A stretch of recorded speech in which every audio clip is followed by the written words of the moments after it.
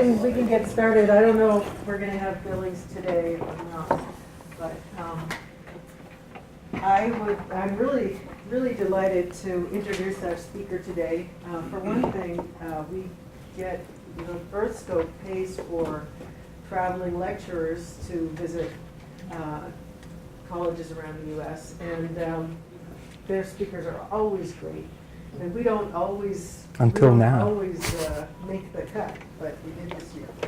So our speaker today is Lekic, who I'm going to start from the now and go backwards in time.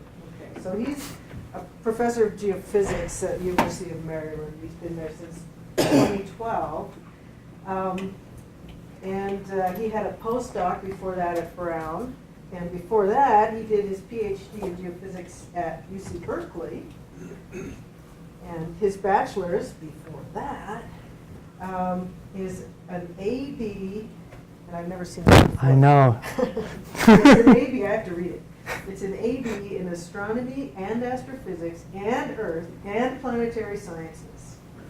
Harvard 2004. And before that, he came from Long Island, and before that, he came from Sarajevo under not very pleasant circumstances. So that makes this extra valuable to us. Anyway, welcome, Ved, and thank you, guys.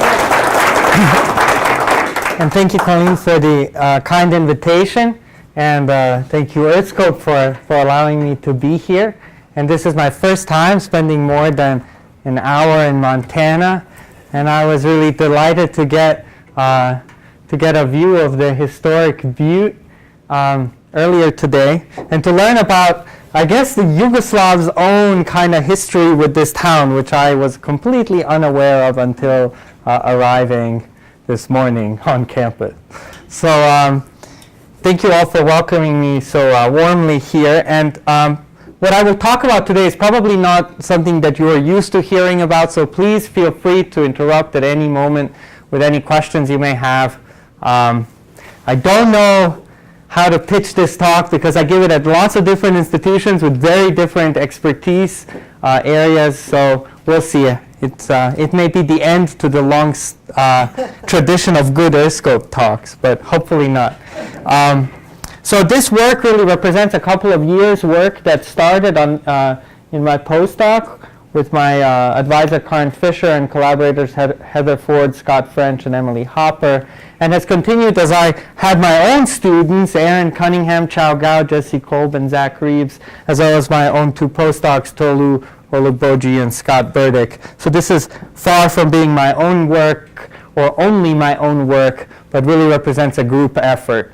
But before we get started on the kind of science of this talk, I just want to give you a brief background on the EarthScope project in case that is something that you're not familiar with. After all, they're footing the bill. So EarthScope is really charged with exploring the structure and evolution of North America. So we're trying, the picture you should have in mind is a large spatial scale and long temporal scale picture of the history and structure of North America. I will say a little bit about what makes EarthScope unique and a little bit about the various facilities that comprise the larger project. So EarthScope, like another famous endeavor, actually it had a 15-year mission. I guess they weren't so sure about the Star Trek, so it only had a 5-year mission, right? But the EarthScope 15-year mission, which started in 2003, is to boldly explore the structure and evolution of the North American continent. And that's kind of the less exciting phrasing. The more exciting phrasing might be to see North America like no one has done before. And really, it's starting to give the kinds of images of large-scale structure of North America that we just could not even dream of a mere 10 years ago. So let's talk a little bit about what makes EarthScope unique. What makes EarthScope unique is that it's the largest funded project in National Science Foundation history, which I did not know until I became an EarthScope speaker.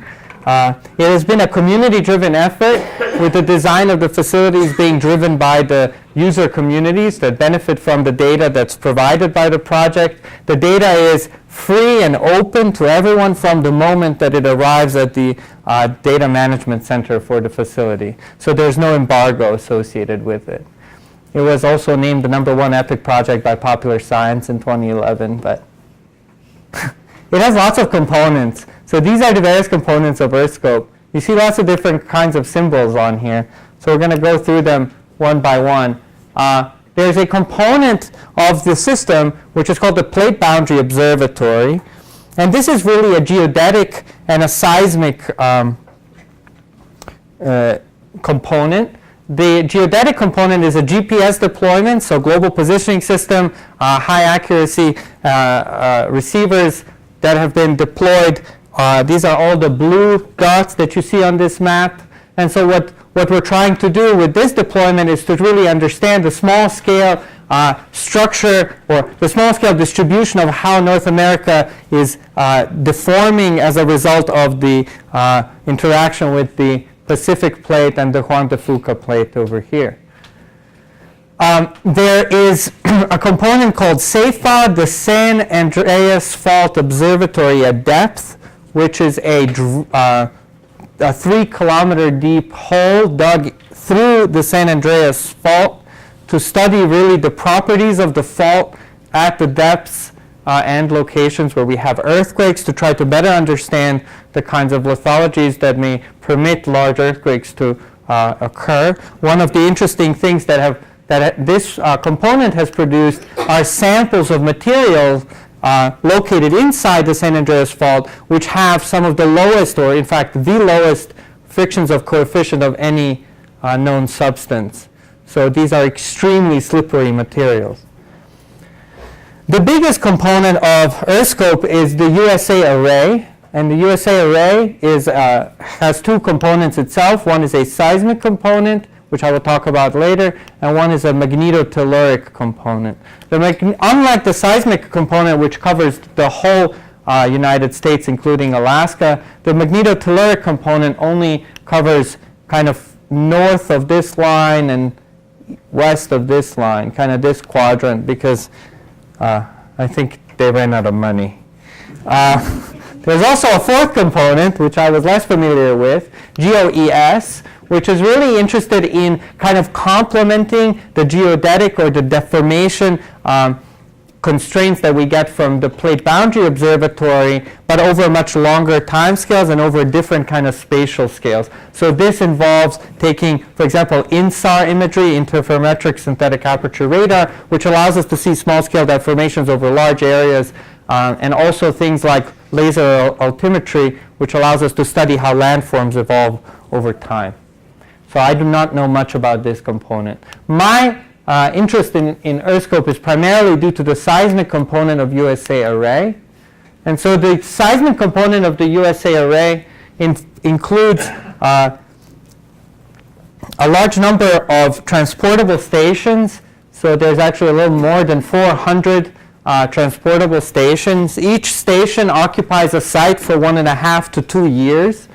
These stations, so this is a site, you can see a man's feet here and sneakers, and he's standing on a vault. This is kind of like a plastic barrel or a PVC large cylinder. At the bottom of this vault is concrete that's poured, and this beautiful instrument here, this green dome, is a STS-2 seismometer, which is one of the highest quality broadband seismometers that is capable of observing motions that are much smaller than a micron across a very broad range of periods. So from thousands of seconds period up to maybe 10 hertz period, or 10 hertz frequency. And so this deployment of 400 stations is deployed in a regular grid of about 75 to 80 kilometers spacing. And this regular grid, of course, at 75 kilometer spacing, you cannot cover the US with only 400 seismic stations. So it's been deployed as a kind of a leapfrogging array that's deployed in kind of strips across the country which leapfrog over one another, moving from west to east. They started in around 2003, 2004 in California and have now reached the east coast. The USA array, or the transportable array, is now in Alaska. They are really ramping up for full-scale deployment in Alaska as we speak. And also there's a central United States seismic network that will be a continuing legacy of this program that is going to be deployed in what we're calling the eastern U.S., this region here, where 1 out of the 4 approximately seismic stations will remain for at least another 5 years, probably much longer, as a part of a project to better understand seismic hazard in the stable part of the continent. And a large motivation for this is the need to recertify nuclear reactors that are operating. There's 108 of them operating in the eastern U.S. So we have to better understand the seismic hazard, because when they were constructed, we did not know about plate tectonics, which is kind of crazy to think about.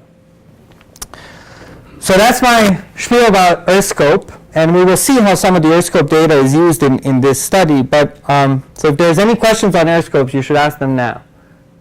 No? Okay.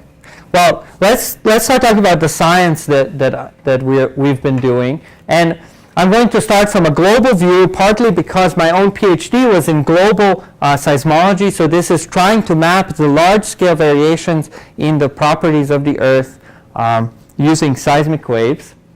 And so the way that we show these seismic models is usually we color them we show them as colored plots. Here I'm showing maps of the variations in the velocity of S waves, the shear wave speed, throughout the globe at a depth of 100 kilometers.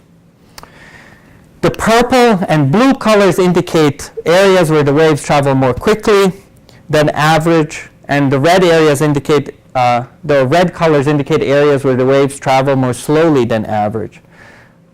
From the slow to the fast, you have about a difference of about 20% in the velocity of S waves at this depth. What I'm showing here is 5 different global models. And what you can see, they are ordered actually by year of publication. So this is a model published in 2013, 2012, 2011. This is actually 2010 and 2008. One of the interesting things that you will note is that the models have less resolution as you go back in time, and also that the southern hemisphere disappears as you go back in time.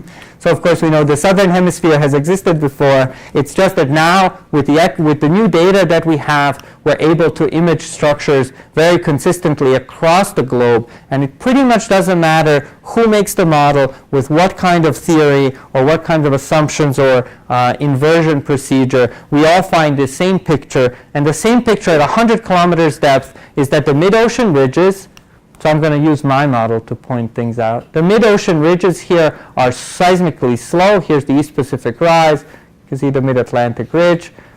And the stable portions of the continents are underlain by very fast seismic velocities. And these fast seismic velocities are consistent with very low temperatures, and low temperatures would be what you would expect for the continental lithosphere. So what do we mean by lithosphere? When we say lithosphere, we mean just a region that is very rigid and can move as a rigid block over the much softer asthenosphere, which flows over time.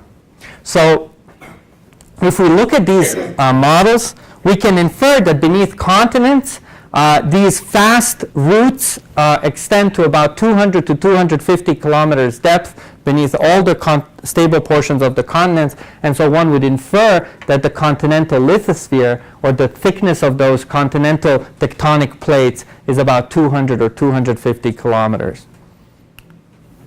But then something bad or great, depending on your outlook, happened in 2009, where there was a study published which showed that certain types of seismic waves would be converted to other type of seismic waves at a depth of about 90 kilometers beneath the stable portions of the continent. So the green color in this plot indicates 90 kilometers. And so what this conversion showed was that seismic velocities dropped abruptly in the middle of the continental lithosphere, which was surprising because from all the other models we saw that the velocities remained fast down to 250 kilometers. So at first everyone thought, well, this must be wrong. But then as we looked in more detail throughout different continents, we found that this could be seen even at the continental scale. So here's the continent of Australia. The Western Australia is a stable, in fact it has an Archean craton in it, and we can see these conversions at about 80 to 90 kilometers depth throughout Western Australia. So how does this discontinuity, or this rapid drop in seismic wave speed, relate to this larger picture of what the continental plates look like? And of course, one thing to keep in mind throughout my talk is I'm talking about seismic velocities, and it's very often the case that seismic velocities correlate with viscosity. But they are different things. Viscosity is how hard it is for a material to flow, whereas a seismic velocity tells you how quickly elastic waves go through them. So they are similar, they're related concepts, but they're not the same thing. So the way that I wanted to approach this problem was using a regional scale approach. And in a regional scale approach, we need to be able to map variations in lithospheric structure on a much smaller scale. So the first question to answer is, can we even do this? Can we map the variations of lithospheric structure on the scale of individual blocks? Then we can ask, what does seismology see beneath stable blocks? Or what does seismology see beneath blocks that have undergone extension, for example, like the basin and range in the United States? Can we relate the structures that we see to the history of deformation of a particular region? And furthermore, can we use the images that we find to learn something about the plates themselves, about what is the rheology of the tectonic plates? How do tectonic plates come to weaken and break apart in the process of continental breakup? So to address these, we will look at the Western United States, partly or mostly because the Western United States has some of the best seismic coverage throughout in the world. So to start, I'm going to show this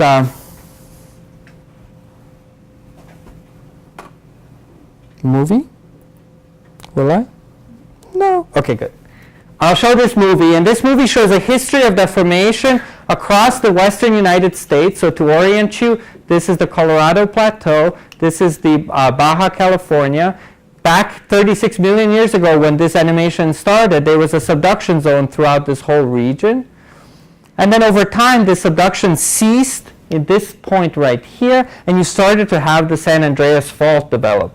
As the San Andreas Fault developed, you stopped having the subduction of the Pacific or the Farallon plate beneath North America. Wow, this computer does not like this animation. I'm not pressing anything. Did I freeze it? Well, once the subduction ceased, maybe it'll unfreeze itself, but once the subduction ceased along the west coast of the United States, you started having widespread extension throughout the region. So in certain parts of the western U.S., like the northern Great Basin or the southern Basin and Range, we had distributed extension throughout the region.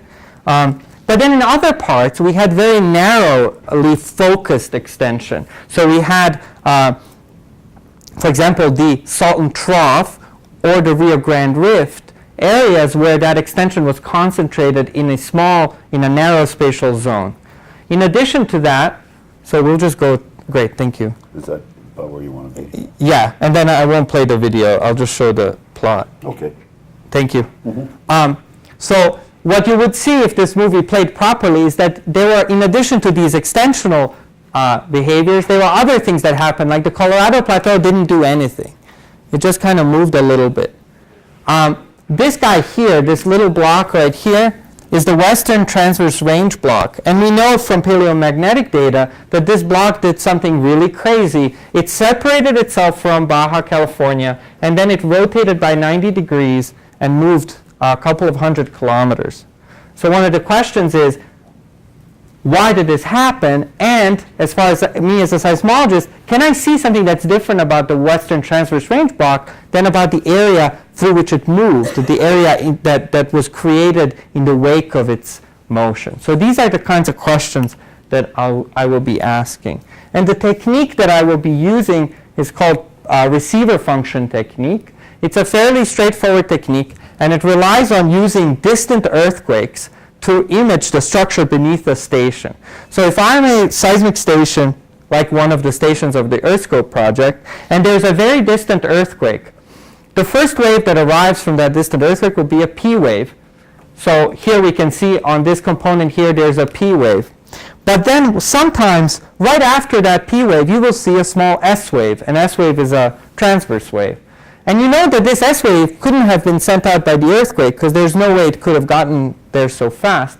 So you know that that S wave was actually converted from the P wave somewhere near your station, somewhere right beneath your feet.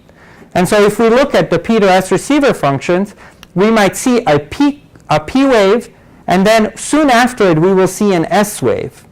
And then we might see a progression of S waves. These P to S conversions can occur across various layers in the lithosphere. They could, for example, occur at the base of the lithosphere, or they could come at the crust mantle or the moho, or at mid-crustal discontinuities. So if this is your P wave, this is your P to S wave, so P converted to S, then you might have a P to S converted, for example, down here, which will come even later because S waves travel more slowly than P waves. And then you might have waves that are bouncing within the crust, and they will come as these guys here. And so the challenge with P to S receiver functions, even though they're a very powerful approach, is that the conversions from deep structures like this structure can come at the same time as the multiples from shallow structure. And then it becomes very hard to unravel what's happening close to the surface and what's happening at large depth. So the method that we've perfected for the study of the variations in lithosphere across western US is the S to P receiver function. It works exactly the same way, except you take an S wave and you look for P waves that come right before the S wave, because the P travels faster than S, so if something gets converted right underneath your feet, the P wave will come a little bit before the S wave. So here's your S wave, and here, for example, would be, that's your S wave. Here would be a P to S, or S to P conversion across the moho, and this would be one across the base of the lithosphere. All of the complications from multiples in the crust come after the S wave. So that way you have this nice sorting where it becomes very easy to interpret what you see. And what we do with this data, instead of showing seismograms, what we end up doing is we take this, the S wave itself, and we deconvolve it from this trace here. And we obtain something that looks like this. It's just like a data reduction technique. And what it does, what it allows us to do is to see spikes associated with particular layers in the lithosphere. So this spike here, which is colored red, would correspond in my coloring scheme to a velocity increase with depth. And anything I color blue means that the velocity is decreasing with depth. So as you go from the crust to the mantle, you would see red. As you go from the mantle to the the lithosphere to the asthenosphere, you might expect to see blue.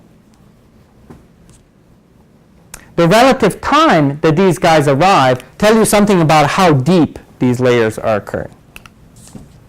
And sometimes you're lucky enough that you have enough data that you don't have to look at one station at a time. You can look at multiple stations at a time. So for example, here we have 4 different earthquakes, which each experienced a conversion at this point, observed at 4 different seismic stations. So if you simply sum up the data that you obtain at those 4 different stations, you can really drive down the noise, beat down the noise, and try to get a better image. This is not a very sophisticated technique. It has lots of limitations. I will talk about some of the limitations later, but it allows us to take data from a seismic array and map it into a whole volume, essentially these surfaces beneath the United States that we can then interpret. The reason that this is important to do is that noise levels on S to P receiver functions are very, very, very high compared to P to S. And this is their main limitation. So you need to do something like this in order to have reliable images. So we're going to start in the southwestern United States. We're going to start in the region of the Colorado Plateau. So here's Arizona, New Mexico. The blue line, so the red lines are state lines. the blue lines are not highways. They're actually boundaries of physiographic provinces. I don't know why I put white lines in the middle of the blue lines. It looks like a map that like AAA might send you or something. But this region is interesting because you have the Colorado Plateau smack in the middle of it, which has this history of not really being very deformed in the recent past. In the south, you have this Southern Basin and Range, and you have the Northern Great Basin, which are both experienced a lot of kind of diffuse extension. You have the high Rockies, and then you have here this dotted line is the Wyoming Craton in someone's mapping of it. Here's the Snake River Plain. So I guess we don't yet reach Montana. Oh, no, we do. Right here. Okay. I'll show you one that's further north. What's nice is in this area we have this regular grid of stations that's from EarthScope, but we also have some of these temporary deployments which people have put out. So all in all, we have about 700 stations from about 30 different networks, and we can compute about 30,000 of these receiver functions. So in this whole area, we get about 30,000 of them, and we try to process them into an image. And so what I'm going to be showing now are cross-sections through these images. So these are kind of images of discontinuities beneath the Earth's surface, really in the uppermost 200 kilometers. So this guy, GG prime, goes from the Northern Great Basin across the central Colorado Plateau, down through the Rio Grande Rift, down into Texas. And what you can see is the most clear, I think, structure in this kind of an image is this bright red feature that you see here. This is the base of the crust, the moho. The dotted line is not drawn through the red. The dotted line is a map of crustal thickness from a completely independent analysis done by Lowry, I think at Utah, right? And so what we can see from this is this continuous crustal structure that we see gives us faith that what we're making as we're making reliable images of the subsurface. Even some of the details which I used to not believe in these maps turn out to be somewhat believable, like this weakening of the phase here means that the velocity gradient across the moho gets smaller, and in fact there are local studies that show that in this portion of the Colorado Plateau the moho does become less prominent in that location. So perhaps we can actually in certain locations interpret the details of these images. The second most clear thing here is that beneath the moho you have this bright blue thing here in the Great Basin, and you see nothing or these splotches of blue in the other parts, right? This blue, if we go back a couple of slides, this blue is essentially I'm plotting it on a map, so it's this whole blue here. So it doesn't mean that you have a negative phase that's distributed over a depth. It just means that you have a very strong negative phase so that you color a lot of it blue. So you have this negative phase. It means velocities are dropping with increasing depth, and it's very strong here, and it becomes a little bit deeper and weaker as you go beneath the central Colorado Plateau. If we look further to the south, going HH prime from the Southern Basin and Range into the Rio Grande Rift, again you see this booming signal. It's about 70 kilometers deep, and then it disappears, and it becomes this flickering stuff. If you look from J to J prime, so this is going from the Northern Great Basin through the Wyoming Basin, you can see that the Great Basin has this booming signal, and then beneath all these areas to the east, you have these weak signals. So this is showing us that there's some very systematic change in what we're seeing as the seismic structure of the lithosphere across the region. One of the things we can do is we can plot up a map which says what is the depth of that blue phase that I'm seeing in the cross section. And when you do that, you can see that in most of the area, most of the southwestern United States, this phase is about 70 kilometers depth. So whether it's in the Great Basin or the Southern Basin and Range, or somewhat surprisingly in the high Rockies, this phase is about 70 to 80 kilometers deep. So there's a large velocity drop at 70 to 80 kilometers deep. When you look in the central Colorado Plateau, but only in the central Colorado Plateau, not along its margins, the phase becomes much deeper, about 110, 120. In other parts, you see this nonsense of red, blue, red, blue, red, blue, red, blue. this is a strong indication that you're not getting a reliable signal. This is because the phase is so discontinuous and kind of flickering that the depth is not really a meaningful description of it. The amplitude of this negative velocity gradient, NVG, phase also varies systematically across the region. So in the southern basin and range and the northern Great Basin, this phase is very strong. What does it mean for this phase to be strong? Well, I will show you in a second. This means that the velocity, the shear wave speed has to drop by about 5 to 10%, 5 to 10% across this interface. So that's quite a substantial velocity reduction. In these areas that are blue, where the phase is very weak, so this is like the Wyoming Craton, remember the dotted line from before, or the Central Colorado Plateau, or some of these other regions, the velocity drop that's associated with these small phases is only about 1 to 3%. So this is a very kind of second order gentle feature. So what I'm going to say is that it's nice to map this negative velocity gradient, but what is it actually telling us? What is this structure that we're seeing? So if you do some very simple synthetic models where you put in different velocity drops at the base of the lithosphere, and you compute the receiver functions that you would expect. So here I'm showing for a particular station, it doesn't really matter what station you choose. For a particular station, I'm showing the receiver function in green if there's an 8% velocity drop across the bottom of the lithosphere, 5 in blue and red, and 2 in red. And then in black, I'm showing the actual receiver function observed at this station. This is Victorville in the Mojave Desert in California. And you can see that the amplitude of this negative phase, the deep excursion, is really much more consistent with something like 8% drop than it is with 2%. 5% is kind of at the lower bound of what's acceptable. The gray lines indicate kind of bootstrap estimate of uncertainty. This is for another station where the lithosphere is substantially thinner, and again you require something like an 8% velocity drop.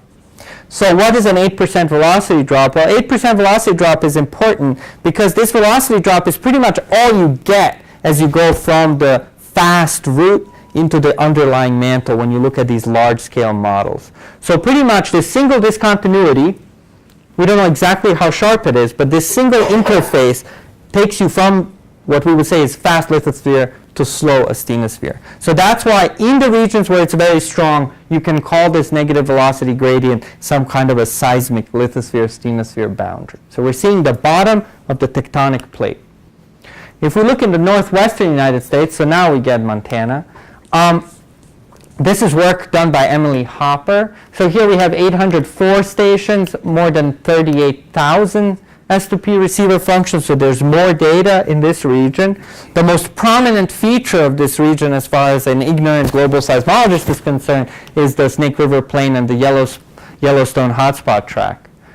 And so it's interesting to note how does the lithospheric structure differ between this region and the stable Wyoming Craton here shaded in blue. And again, we see the same picture. Beneath the extended or the regions that have experienced magmatism, we have a negative phase depth of about 60 to 70 kilometers depth.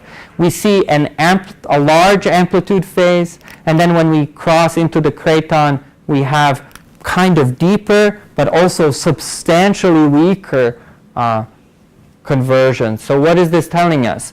Well, it's telling us that there seems to be about an 8% velocity drop at about 70 kilometers depth beneath the western part of the Northwest, and only flickering small 1 to 3% interfaces within the lithosphere of the stable block.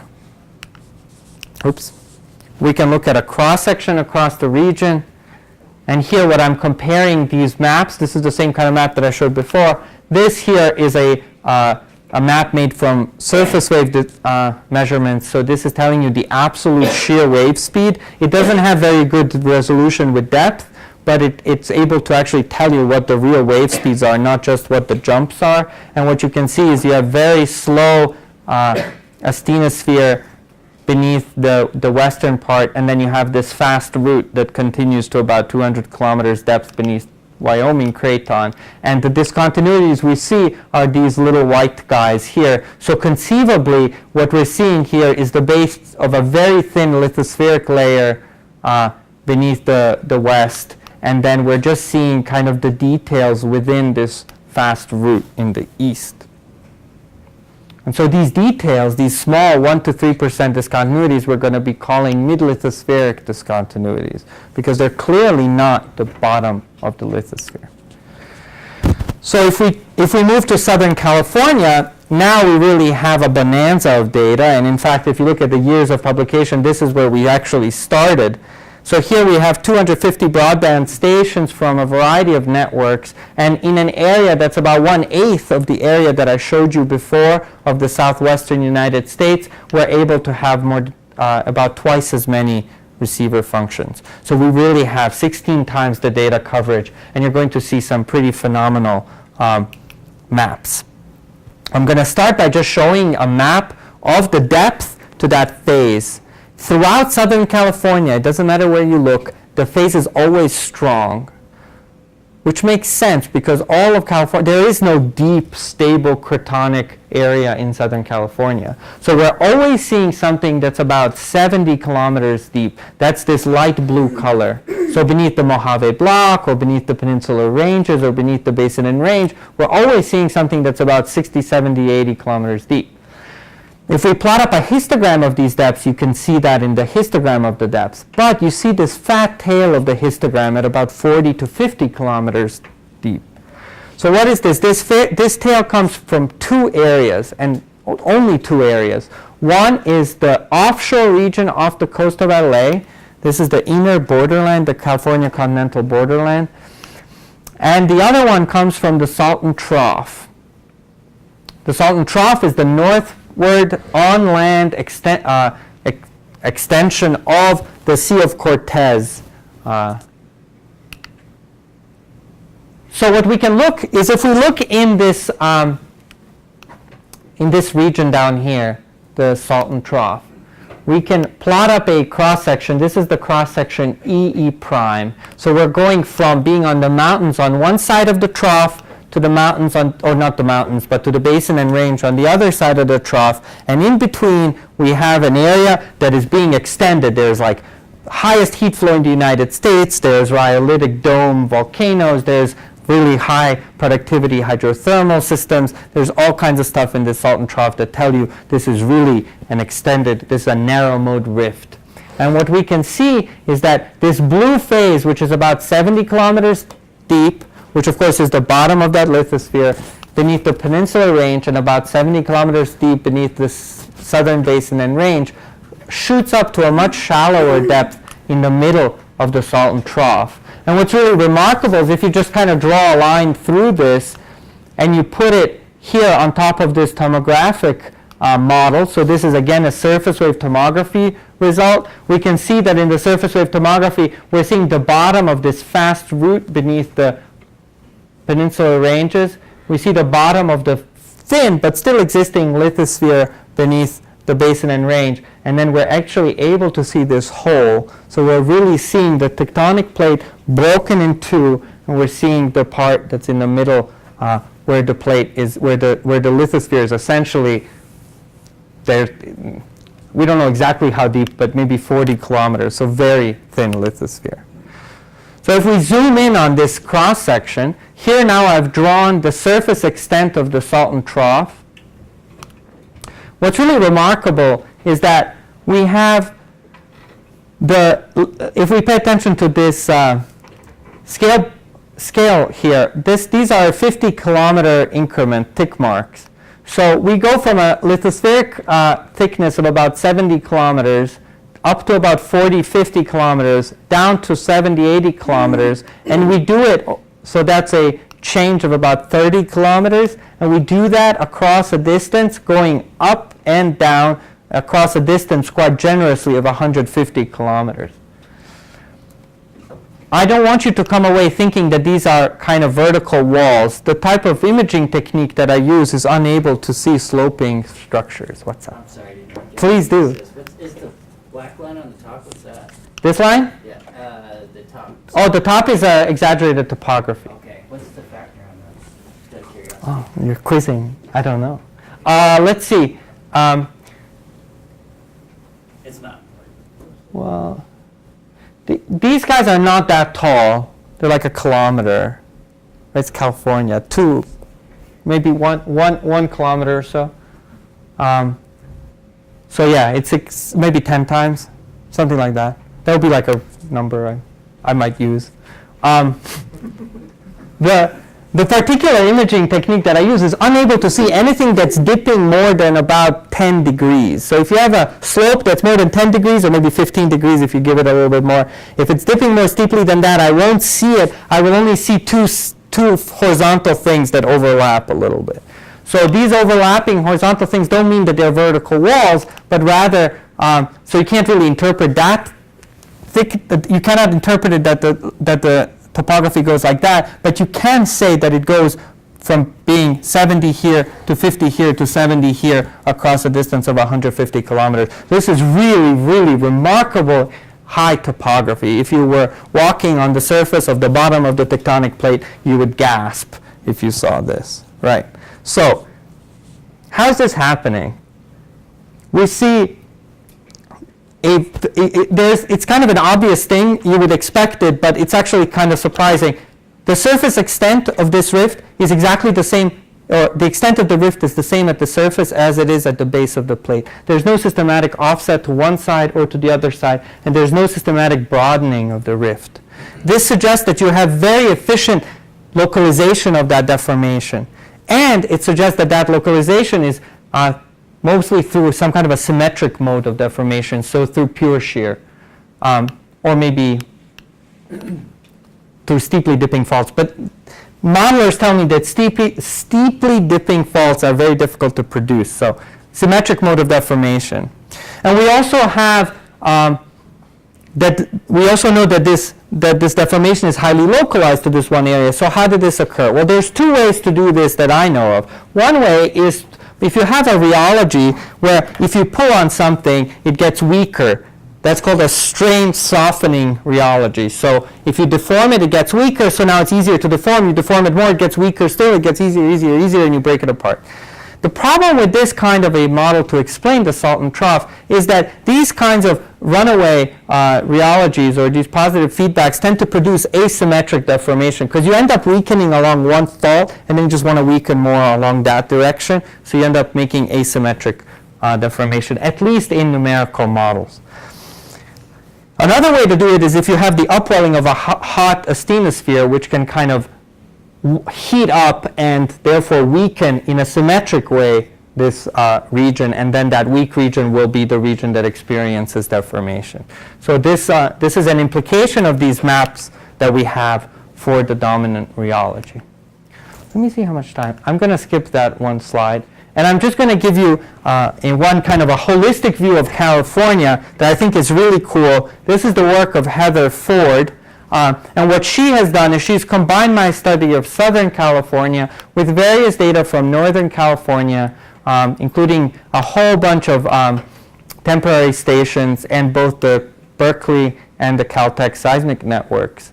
And so what she's able to have is about 135,000 S2P receiver functions. And now we can make a map of the lithosphere throughout the whole state of California. And so I'm going to focus on one particular feature of this model, which I think is really cool, is if you look along this section 2-2 prime, if you're on the west of the San Andreas Fault, so if you're toward the Pacific from the San Andreas Fault, and you compare the structure to going through the middle of California where you're east of the San Andreas Fault, we plot those two cross sections, you see a really dramatic difference.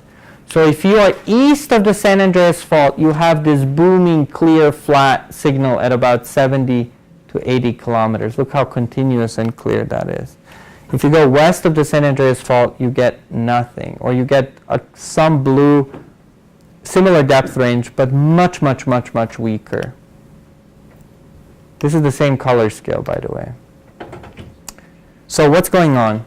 So the way that Heather explains this, and you can see this if you plot the amplitude of that negative phase. If you plot, you can see that east of the San Andreas Fault, you have a lot of red. West of the San Andreas Fault, and actually in Northern California, it's not the San Andreas Fault. It's really the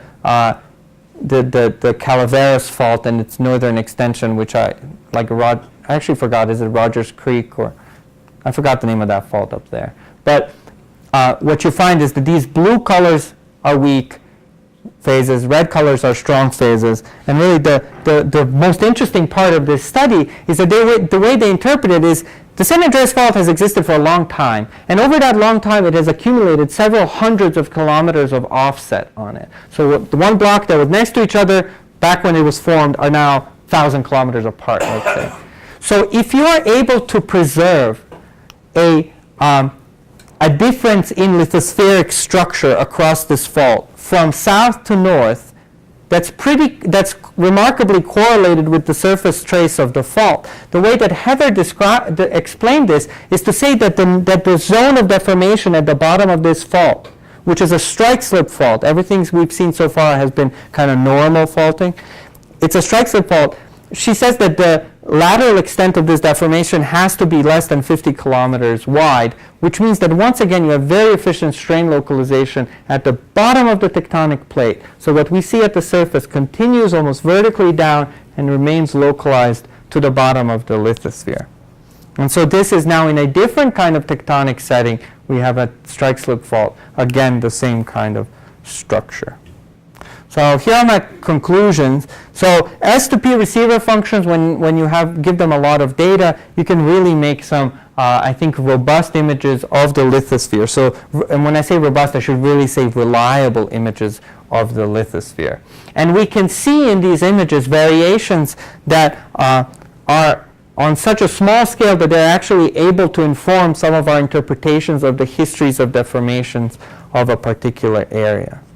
There are two types of kind of lithospheric structures that we see in our images. One type is characterized by a very strong drop in shear wave speed at about a depth of 50 to 80 kilometers, depending on whether you're in a highly extended or a less highly extended region. And this type, at the bottom of it, there's this strong 5 to 10% velocity drop, which we attribute to the lithosphere-stenosphere boundary. So that's seeing the bottom of the tectonic plate. In other parts of the region, we have mid-lithospheric discontinuities that are much weaker. They're about maybe 3 to 5 times weaker in amplitude, and they're spread over a larger depth range and typically occur within stable blocks, like within the Colorado Plateau or the thing that I'm calling the Central U.S. Craton, even though there is no Central U.S. Craton. It's just kind of a lumping term. The LAB depth that we see really agrees reasonably well with things like the history of deformation that we expect. So in the Salton Trough, we have shallow, thin lithosphere. In the inner borderland, which was extended as that block rotated and translated away, we have thin lithosphere. In other parts that have experienced less extension, like the Colorado Plateau, we see thick lithosphere. We can't see the bottom of that lithosphere as clearly as we can in the thinned part.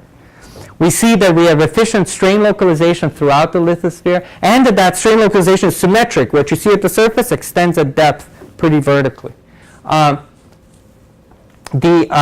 This is seen both in extended regions where you have normal faults, but also in the San Andreas Fault, which is a strike-slip fault.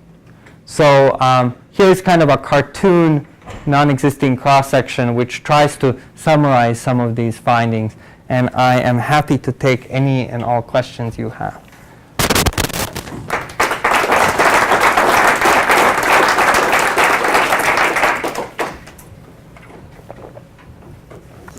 Yes, please. 2 questions.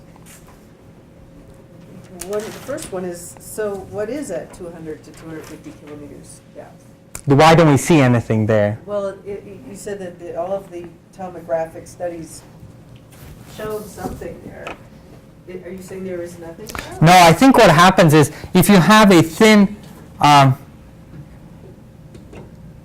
So let's imagine that this is like your crust, right? And so in an area where your lithosphere is thin, you might have, for example, in the southern basin and range, or in a lot of the western United States, you might have actually small amounts of partial melt in the asthenosphere. So as you plot your velocities are going to pretty quickly drop with increasing depth. So this is depth, and this is Vs. And this is wrong because this is the crust, so it's always going to be less than the mantle. So this would be like the moho, and then we see this sharp drop. But when you get to the stable parts of the continent, you start extending this deeper, and as you go, your velocities might merge with the average kind of mantle at the depth. So this would be like maybe 200 kilometers, and this is maybe 70 kilometers.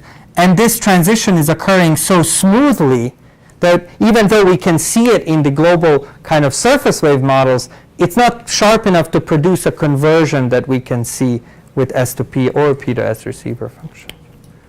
And then all we see is kind of like the small scale variations that are in the lithosphere. That would be my guess. But that's the crux of the problem. Yes? So just physically, at 70 kilometers, what is happening? I mean, it's a very common depth in many tectonic areas. What would you speculate? So why? Are you asking why do we see something at 70 kilometers, or why the lithosphere ends up being 70 kilometers? Why physically it is? I don't know. I mean, presumably it started at the thickness that as you had broad extension throughout the region, you kind of thinned it to 70 kilometers. I mean, the reason I think that we see it so brightly in the western United States is that we probably have partial melt present in the asthenosphere throughout the region. As you, in that movie that kind of died halfway through, you saw those little dots appearing. That's actually volcanism. And so there's been volcanism throughout the region. So one possible source of that is asthenospheric melt. Yes? Do you have any idea what the material was in the bottom of the borehole that they drilled in the San Andreas Fault? I'm guessing that it's some kind of I don't want to speculate too much. So it's a complicated thing because it's a material that's both mechanically processed. So you have kind of like the grinding of the material in the fault, but then also there's the presence of hydrothermal systems. So you might have serpentinization of the materials, and so that might produce that might yield lower friction coefficients, but I do not know precisely. I can send you the paper that talks about it. Yes? You use SP receiver function to estimate the thickness. How much could be the uncertainty if we use that method to estimate the thickness? That's a great question. So the uncertainty on S to P receiver function, we try to estimate this for a variety of ways. One way is that when you make one of those receiver functions, they tend to look like broad, like that, right? So the question is, okay, is this the depth, or is this the depth, or is this the depth? So that uncertainty is due to the fact that that signal is very band limited. It's only really between maybe 4 and 20 seconds. That's pretty generous, 4 and 30 seconds period. So it's a very band limited signal, very long wavelength wave. That uncertainty is probably plus or minus maybe 6 to 8 kilometers, but you would not expect it to be varying. So it's like, as long as you're picking consistently across a region, you would just be kind of 8 kilometers deeper or 8 kilometers shallower. It's unlikely that you would kind of pick them, pick in one location one time and another location another time. There's an uncertainty due to the fact that we don't know what the velocities are, and if we don't know what the velocities are, then if we look at the relative timing of the S and the S to P, we have to turn that time into a depth. We have to know the velocity. In particular, we have to know VS and VP-VS ratio. We don't know those. That uncertainty is on the order of, that's hard to estimate because we don't know what it is, so how do you estimate something you don't know? But if you kind of take 3D models and compare them to 1D models and average out, that comes out to being less important, about a 5 kilometer uncertainty. Just because the VP-VS ratios don't vary that much over such a broad depth range, right? Because we see an integrated signal. Then there are other issues, and I think the biggest issue is what is the uncertainty due to the fact that the noise at this period range that we're looking at is due almost entirely to the microseism, so the noise is not actually random. So here's my quantification of uncertainty. So I'm getting about a uncertainty. So the blues here are about like 6 kilometers, and the reds are like 20 kilometers. So, but the microseism is really tricky. So microseism is the impact of ocean waves along the shores. They produce seismic waves that are at the same period as the S to P signal. When you do a deconvolution, you can fall into this trap where you kind of get a cycle skip in your deconvolution. So you see spikes that are not really there. And we're only now grappling with that. We've invented some methods for dealing with it, but the hope is that if you stack enough data that you don't fall into that trap. But it's only a hope. Yeah. Is any of this work going to help in foretelling, future Earthquakes? earthquakes or anything, or tsunamis? Now it's like dangerous territory.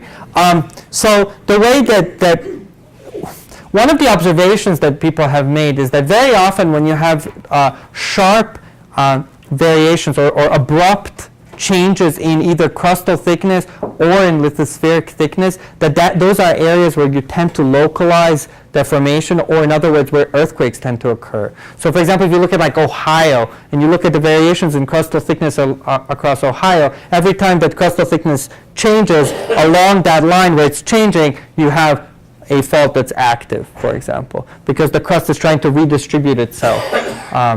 So in that sense, this can help. Another way that this work you can use to try to help mitigate seismic hazard is not to think in terms of prediction, because we are really nowhere near being able to do something like that, but rather, if we have an earthquake, how accurately can we model how the waves from that earthquake will travel and how strongly they will shake a particular location. So you can use P to S receiver functions to map sediment thickness very accurately. And sediment thickness is very important because thick sediments tend to trap seismic energy. So you can do a better job predicting the shaking from certain events that you might expect.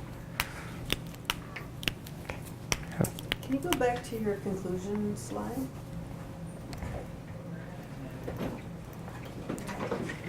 This one or this Yeah, one? no, that one, yeah. Sorry. Is this the diagram, it's the Okay. cross-section that I'm looking at. and- Yeah. and So, It's bewildering, isn't it?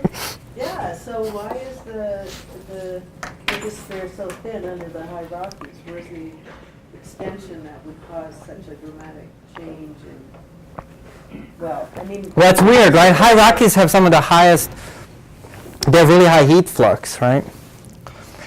It's weird. There is another model that shows it to be well, no, they show an image where they see it being thin, and then they say, but it's thick. And we're just not seeing it, right? I don't see any evidence of it being thick. If you look at seismic wave speeds, if you look, so it's like surface wave modeling, or if you look at receiver functions, they see it being thin. How it came to be thin is not clear to me. I don't know whether obviously high Rockies were not formed by extension, right? But on the other hand, maybe the volcanism that was associated, you can get rid of lithosphere not just by extension. You can kind of melt it away, or you can imbricate it with melts and make it disappear to seismic data. So maybe that's what's happening, because after all I'm seeing is the seismic wave speeds. The extension of the Rio Grande Rift to the north kind of it actually extends quite a bit to the north, kind of along the western edge on the western side of the Rockies. At least that's what someone at Utah told me. And if that's the case, then you would, it's not really clear what you would even expect. At first, I was really unhappy with that result, but it is what it is, right? You don't happen to have a section like that across, say Montana, further north? Yeah, well, we're currently working on improving on this by combining it with the surface wave results, and that's not as easy as it seems. But yeah, one of the areas we are trying to do it for is Montana. Partly because I was hoping to have some results by by the time I came here, but I'll keep you posted. Yeah, do. Anybody else? Well, first blush, that the Rockies seem to be not in isostatic Yeah. equilibrium. Is that what that's saying, or? Huh. Well, depends, right? The way I drew the cartoon. Let's go back. Let's go away from the cartoon, right? Let's go to the actual image. E prime is south to north across the Rockies. So you start in the Rio Grande, southern Rio Grande, and you go all the way north. So A is at the top, A, B, C, D, E, E prime. You know, what are you seeing? So here in the south, you have 106 west, right? That's about right, yeah. So you have a pretty clear through-going feature throughout the, this will be the high Rockies here. So this is at about a depth of 80 kilometers, right? So at 80 kilometers, you have this thing. Previous people have interpreted these small flickers as kind of evidence of a true kind of lithospheric bottom, but you don't really see that because the lithosphere has been modified by other processes. If that's the case, then I can't really relate my measurements to density, so I wouldn't know whether they're isostatically compensated. The way that I drew the cartoon would suggest that, yeah, well, I don't know. I'm going to get in trouble. I don't know. It's an important question. And one of the ways that other researchers have approached this is to combine it with gravity modeling. It gets really tricky, though, because, yeah, it gets hard to make kind of educated guesses of the density variations of the lithospheric mantle. So, and there's also a potentially quite significant contribution of dynamic topography in the western United States. So you have to really say, okay, the slow velocities at depth, are they buoyant and rising, or are they not? And it's tricky. So, good question. Sorry I can't answer. All right, well, let's thank Thank you, guys.